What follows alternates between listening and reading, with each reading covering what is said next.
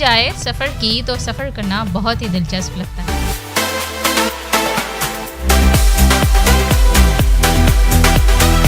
तो आएं चलें सफ़र की शुरुआत करते हैं हैदराबाद से हुंजा की तरफ।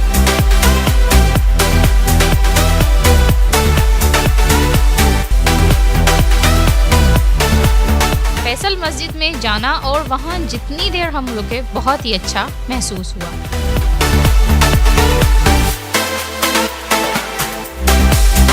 बदी बदियुत जमाल और शहजादा सैफुल मलूक की मोहब्बत की गवाह झील सैफुल मलूक, वादिये कागान की लोक दास्तानें भी बहुत मशहूर हैं।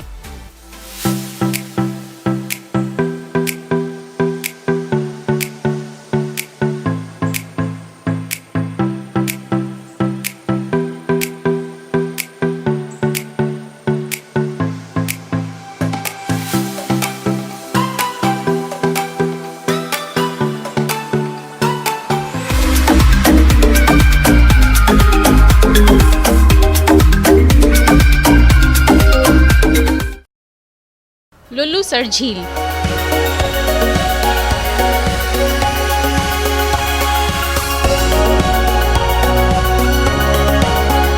झील लुल्लूसर एक सेहत अंगेज और जादुई झील है। ये सतह समंदर से तकरीबन 11,200 फुट ऊंचाई पर वाक़ है। इसका फासला नारान से 52 किलोमीटर है। ये झील सबसे बड़ी और तवील है। हर तरफ सरसब्ज पहाड़ और घना जंगल है। ये जगह गैर आबाद है और यहाँ ताम क़याम की कोई भी सहूलत मौजूद नहीं। झील पर हर तरफ खामोशी और सुकून है। यहाँ एक अजीबोगरीब पौधा चाओ पाया जाता है। अगर इसको सूंघा जाए तो इंसान फौरन बेहोश हो जाता है।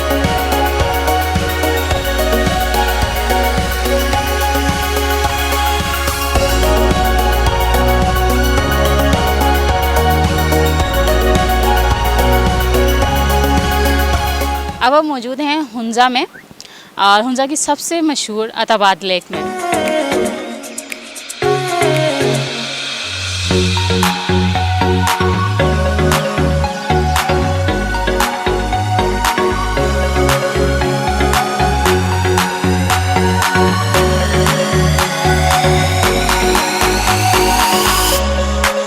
अताबाद झील वादिये हुंजा सूबा गिलगित बल्तिस्तान पाकिस्तान में है। ये झील ज़लज़ले के नतीजे में पहाड़ के एक हिस्से के सरकने यानी लैंड स्लाइडिंग की वजह से 2010 में वजूद में आई।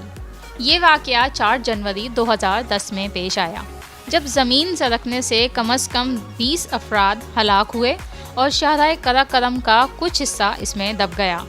दरियाए हुंजा का बहाव 5 माह के लिए रुक गया। झील के बनने और उसकी सतह बुलंद होने से कम 6,000 अफराद बेघर हुए, जबकि 25,000 मज़ीद अफराद मुतासिर हुए। इसके अलावा शाहराह कराकरम का 19 किलोमीटर का तवील हिस्सा भी इस झील में डूब गया। जून 2010 के पहले हफ्ते में इस झील की लंबाई 21 किलोमीटर जबकि गहराई 100 मीटर से ज़्यादा हो चुकी थी। इस वक्त पानी ज़मीन के सरकने से बनने वाले आरजी बंद के ऊपर से होकर बहने लगा। ये झील अताबाद नामी गांव के नज़दीक है, जो करीमाबाद से 22 किलोमीटर ऊपर की जानिब वाक़ है। यहाँ खाने पीने की सहूलियात मौजूद हैं और जिन और परियों की दास्तानें इस जगह को मज़ीद तिलिस्माती बनाती हैं। मेरा नाम सजीला खालिद है। हम लोग कराची से आए हैं। बहुत खूबसूरत, बहुत अच्छा लग रहा है माशाल्लाह से। हम लोग को आज तीसरा दिन है। हम लोग लाहौर से आ रहे हैं।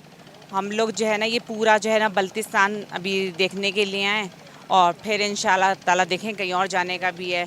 खूबसूरती है इस इतनी जो है दुनिया में कहीं भी नहीं है। कुदरती खूबसूरती, इतने खूबसूरत पहाड़, इतने अच्छे दरिया यहाँ पर मौजूद हैं, तो लोगों को यहाँ पर बहुत ज़्यादा आना चाहिए। अस्सलाम वालेकुम जी, मेरा नाम अदील अमजद है और हम कराची से आए हैं और पाकिस्तान माशाल्लाह से बहुत खूबसूरत है और मैं मशवरा दूंगी कि लोग यहाँ पर आएँ। पहले हम डर रहे थे आते हुए कि यहाँ के रास्ते बहुत ख़तरनाक है, लेकिन ऐसी कोई कोई ऐसा इशू नहीं है। माशाल्लाह से हम लोग का सफ़र बहुत अच्छा रहा और पाकिस्तान बहुत बहुत बहुत खूबसूरत है और मैं सबको मशवरा दूंगी कि सब यहाँ आएँ। मेरा नाम शुजा मुगल है और यहाँ बहुत खूबसूरत जगह है, बहुत मज़ा आ रहा है। अभी हम बोट पे बैठे थे और इतना खूबसूरत पानी है कि लग ही नहीं रहा कि ये कुदरत पानी है बिल्कुल, और बहुत मज़ा आ रहा है। और मैं भी कहूँगी कि आप सब यहाँ आएँ और बहुत ज़बरदस्त मज़ा आ रहा है। Thank you. रौनक की वजह से काफ़ी मुतासिर हुआ था यहाँ पे, क्योंकि हमारे जो सीज़न होती है वो मार्च या अप्रैल से स्टार्ट होती है, तो ये अगस्त में स्टार्ट हो गई, तो काफ़ी यानी पूरे पाकिस्तान बाहर से भी लोग आते हैं यहाँ पे। तकरीबन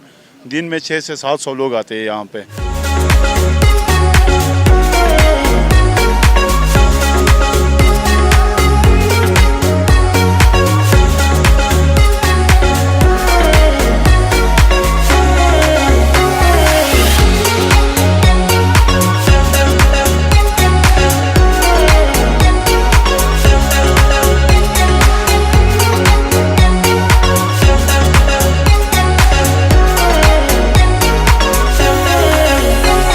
बाबूसर टॉप सबसे ऊंचा मकाम बाबूसर टॉप है। ये तकरीबन 13,000 फुट बुलंद है।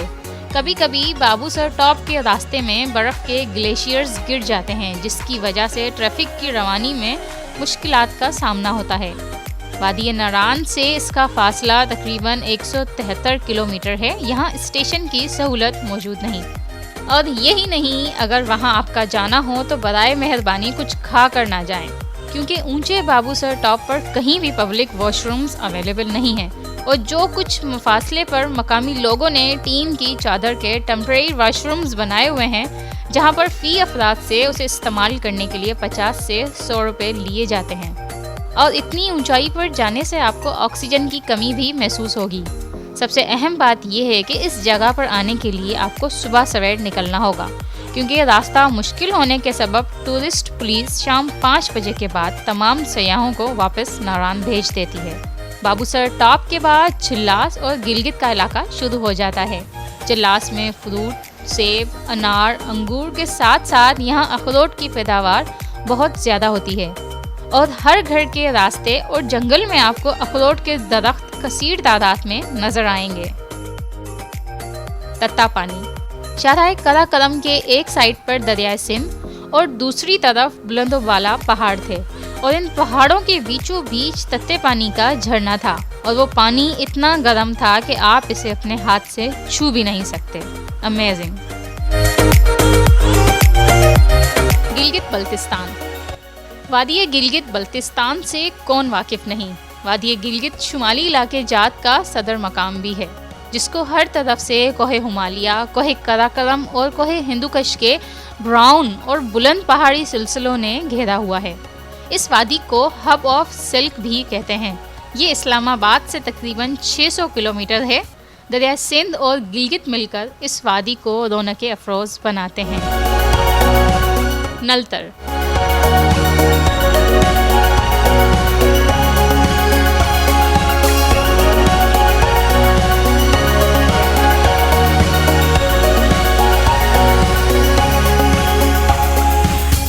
गिलगित बल्तिस्तान में हुंजा, गिलगित और नोमल के करीब ये एक वादी है। नलतर गिलगित से 40 किलोमीटर के फासले पर वाक़ है, और वहाँ जीप के ज़रिए पहाड़ और दुश्वार रास्तों की वजह से 40 किलोमीटर का फासला तवील होकर 4 घंटे तक ले लेता है। अक्सर मकामात पर रास्ते में सिर्फ एक ही गाड़ी चल सकती है, और अगर इस जगह कोई गाड़ी ख़राब हो जाए तो गई भैंस पानी में। वादी नलतर के 2 हिस्से हैं, एक ज़ेरी नलतर जिसे नलतर पाइन कहा जाता है, दूसरा नलतर बाला। नलतर पाइन में 400 घराने आबाद हैं।